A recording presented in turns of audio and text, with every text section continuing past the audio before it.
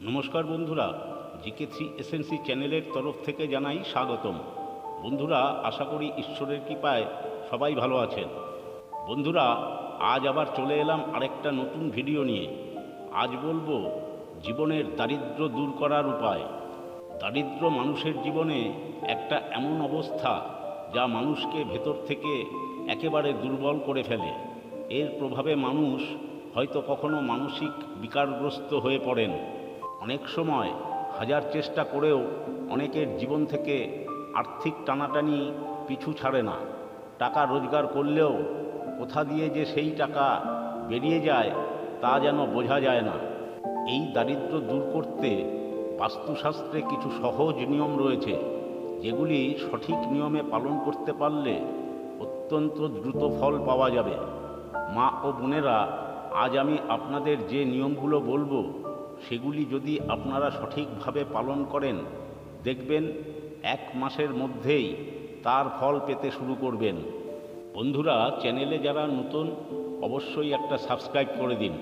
তাহলে চলুন শুরু করা যাক।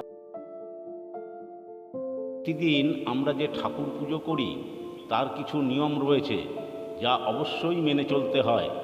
যেমন, প্রতিদিনের পুজোর ফুল, শুকনো ফুল ঠাকুরের আসনে রাখবেন না। এগুলি চরম দারিদ্র্য ডেকে আনে সংসারে।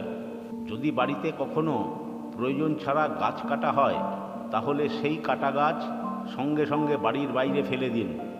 বাড়িতে কাটা গাছ বা শুকনো গাছ থাকলে দারিদ্র্য ডেকে আনে। বাড়ির প্রধান দরজার সামনে কখনো ভারী বা বড় কিছু রাখবেন না, যেমন পাথরের চাই, মাটির ঢিবি, এই সমস্ত জাতীয় কিছু। এতে বাড়িতে উন্নতি আসতে বাধা পায়। বাড়িতে কোথাও কোনোভাবে নোংরা জল জমতে দেবেন না। এর ফলে বাড়িতে দারিদ্র্য দ্রুত প্রবেশ করে। এরকম অবস্থা থাকলে খুব তাড়াতাড়ি পরিষ্কার করে ফেলুন।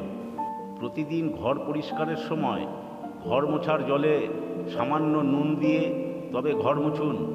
বাড়ি থেকে নেগেটিভ এনার্জি দূরে সরে যাবে এবং বাড়ির পরিবেশ পজিটিভ এনার্জিতে ভরে যাবে। বাড়িতে জলের পাত্র কখনো খালি রাখবেন না, সব সময় জল পূর্ণ রাখবেন। খালি জলের পাত্র দারিদ্র্যের আরেকটি বিশেষ লক্ষণ। খেয়াল রাখবেন, প্রতিটি বাড়ির উত্তর দিক অত্যন্ত গুরুত্বপূর্ণ।